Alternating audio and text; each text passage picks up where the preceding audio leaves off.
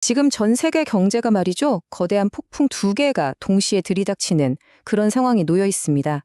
하나는 미국에서 또 다른 하나는 일본에서 시작됐는데요. 오늘 이 두 폭풍이 어떻게 충돌하면서 글로벌 금융시장을 송두리째 흔들고 있는지 그 핵심을 한번 파헤쳐 보겠습니다. 그럼 바로 본론으로 들어가 볼까요? 아니, 도대체 뭐가 문제길래 글로벌 금융시장이 이렇게까지 불안에 떠는 걸까요? 오늘 이 내용을 통해서 그 답을 함께 찾아가 보시죠. 이게 그냥 그럴 수도 있다 하는 예측 수준이 아닙니다. 이미 현실에서 나타나고 있거든요. 바로 어제 일본 증시가 무려 2%나 폭락했습니다.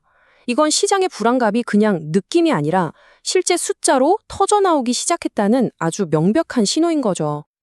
자, 그래서 오늘은 이런 순서로 한번 짚어볼 겁니다. 먼저 미국 연준이 왜 이러지도 저러지도 못하는지 그 딜레마를 살펴볼 거고요.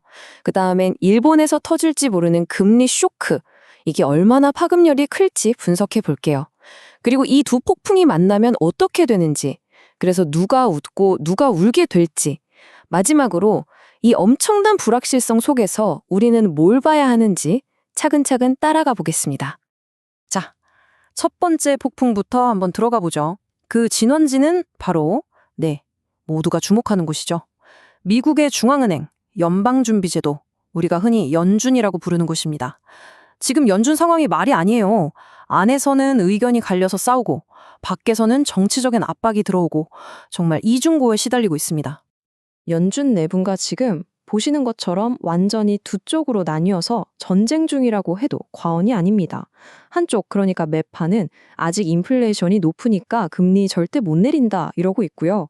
다른 한쪽, 비둘기파는 아니 지금 고용시장 무너지는 거 안 보이냐, 당장 금리 내려서 경기부터 살려야 한다 이렇게 팽팽하게 맞서고 있는 거죠. 이게 진짜 최악인 게 경기는 식어가는데 물가는 안 잡히는 소위 말하는 스태그플레이션 라이트라는 덫에 딱 걸린 형국이에요. 이 그래프를 보시면 시장의 분위기가 얼마나 순식간에 바뀌었는지 확 와닿으실 겁니다. 보세요. 불과 몇 주 전만 해도 시장은 12월에 금리 내릴 확률 95%, 거의 확신을 했었죠. 그런데 지금은 어떻습니까? 50대 50, 딱 절반으로 쪼그라들었어요. 이건 거의 동전 던지기랑 다를 바 없는 그야말로 한 치 앞도 모르는 상황이 됐다는 뜻입니다. 여기에 정치라는 아주 큰 변수가 끼어듭니다. 만약에 트럼프 전 대통령이 다시 집권하게 되면 지금 월가에서는 이런 얘기가 공공연하게 나와요. 파월 의장 바로 자르고 자기 말 잘 듣는 사람 앉혀서 무조건 금리 내리라고 압박할 거다. 이게 왜 무서운 얘기냐면요. 중앙은행의 독립성이라는 게 금융 시스템의 마지막 보루 같은 거거든요. 만약 이게 무너지면 세계에서 가장 안전한 자산이라고 믿었던 미국 국채마저 사람들이 내다 팔기 시작하는 그런 끔찍한 사태가 벌어질 수도 있다는 겁니다. 자, 이제 첫 번째 폭풍, 미국 얘기는 잠시 접어두고 두 번째 폭풍으로 넘어가 보겠습니다. 이건 사실 미국보다 훨씬 더 예측하기가 힘들어요. 바로 일본 중앙은행의 역사적인 정책 전환 가능성 얘기입니다. 핵심은 바로 이 숫자 0.75%입니다. 일본은행이 12월 회의에서 기준금리를 여기까지 올릴 수도 있다는 뉘앙스를 살짝 풍겼는데 시장이 이걸 보고 그냥 뒤집어진 겁니다. 금리를 올릴 확률이 불과 며칠 만에 30%에서 80%까지 수직으로 상승했어요. 이게 뭘 의미하냐면 수십 년 동안 이어졌던 일본의 제로금리 시대가 드디어 끝날 수도 있다는 아주 강력한 신호탄이라는 거죠. 아니, 근데 일본이 금리 조금 올리는 게 그리 대수냐고요? 전 세계가 왜 이렇게 긴장하는 걸까요? 그 비밀의 열쇠는 바로 엔캐리 크레이드라는 개념에 있습니다. 이게 뭐냐면 수십 년 동안 전 세계 투자자들이 써먹던 일종의 돈복사 비법 같은 거예요. 이자가 거의 0에 가까운 일본 엔화를 엄청나게 빌려서 금리가 높은 미국 같은 나라의 주식이나 채권에 투자해서 돈을 버는 거죠. 그 규모가 상상하기도 힘든 수조 달러에 달할 것으로 추정됩니다. 원리는 생각보다 간단합니다. 한번 보세요. 1단계, 거의 공짜나 다름없는 엔화를 빌립니다. 2단계, 이걸 달러로 바꿔요. 그리고 3단계, 이걸로 수익률 좋은 미국 자산을 삽니다. 그럼 어떻게 될까요? 4단계, 가만히 앉아만 있어도 일본과 미국의 금리 차이만큼 수익이 저절로 생기는 그런 구조인 거죠. 바로 이 마법 같은 방식으로 지난 수십 년간 천문학적인 돈이 전 세계 금융시장을 돌아다녔던 겁니다. 자, 그런데 만약 일본이 금리를 올린다면 이 모든 파티가 끝나는 겁니다. 한번 상상해 보세요. 1단계, 갑자기 엔화 대출 이자가 비싸져요. 그럼 투자자들은 어떻게 할까요? 2단계, 허둥지둥 미국에 투자했던 자산들을 팔아치우기 시작하겠죠. 그리고 3단계, 그렇게 확보한 달러를 다시 엔화로 바꿔서 4단계, 얼른 빚부터 갚으려고 할 겁니다. 바로 이 대규모 청산 과정이 전 세계 주식, 채권 시장을 동시에 무너뜨릴 수 있는 핵폭탄의 뇌관 같은 역할을 하는 겁니다. 자, 그럼 이제 이 두 개의 거대한 폭풍, 그러니까 미국의 불확실성과 일본의 정책 전환이 딱 마주쳤을 때 과연 어떤 일이 벌어지는지 그 파급 효과를 한번 들여다보겠습니다. 그 충돌의 여파는 가장 먼저 그리고 가장 민감하게 채권 시장에서 나타났습니다. 전 세계 모든 금리의 기준점이 되는 미국 10년 만기 국채 금리가 순식간에 치솟았죠. 이게 뭘 의미하냐면 세상에서 가장 안전하다고 여겨지는 자산마저 사람들이 내던지기 시작했다는 거예요.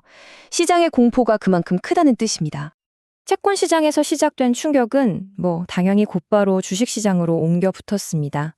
뉴욕 증시의 대표 주자인 다우지수가 하루 만에 1% 가까이 주저앉으면서 시장의 불안감을 온몸으로 보여줬죠. 그리고 이 폭풍, 남의 얘기가 아닙니다. 바로 우리나라에도 상륙했어요. 원달러 환율이 1,475원대까지 다시 치솟았습니다. 이건 일종의 경고등이 켜진 거예요. 만약에 아까 말씀드린 엔캐리 자금 청산이 본격적으로 시작되면 한국 증시에서도 외국인 자금이 썰물처럼 빠져나갈 수 있다는 아주 위험한 신호죠. 그렇다면 이런 거대한 글로벌 파도 속에서 한 2년쯤 뒤인 2026년 우리 경제는 어떤 모습일까요? 전문가들이 내놓은 전망을 통해서 누가 웃고 누가 울게 될지 한번 미리 들여다보겠습니다. 이 표를 보시면요, 산업별로 희비가 아주 극명하게 엇갈리는 걸 볼 수 있습니다. 가장 눈에 띄는 건 역시 반도체랑 화장품은 매우 긍정적이라는 전망이 나온 반면에 우리나라의 전통적인 주력 산업이었던 자동차, 철강, 해운은 부정적이라는 평가를 받았다는 점이에요. 앞으로 산업 지형도가 완전히 바뀔 수도 있다는 얘기겠죠. 2026년 우리 경제를 이끌어갈 핵심 키워드는 크게 4가지로 요약해 볼 수 있습니다. 첫째, 단연 AI가 산업 성장의 엔진 역할을 할 거고요. 둘째, 경기는 상반기에 반짝 좋다가 하반기로 갈수록 힘이 빠지는 이른바 상고하저 흐름을 보일 가능성이 큽니다. 전체 성장률은 약 2.1% 정도로 예상되고요. 마지막으로 정부 정책과 기술 발전이 성장의 방향을 결정하는 아주 중요한 변수가 될 거라는 점입니다. 자, 그럼 마지막은 이 거친 경랑 속에서 우리는 도대체 어디에 닻을 내려야 할지, 또 어떤 암초를 피해야 할지 그 항해법을 한번 찾아보겠습니다.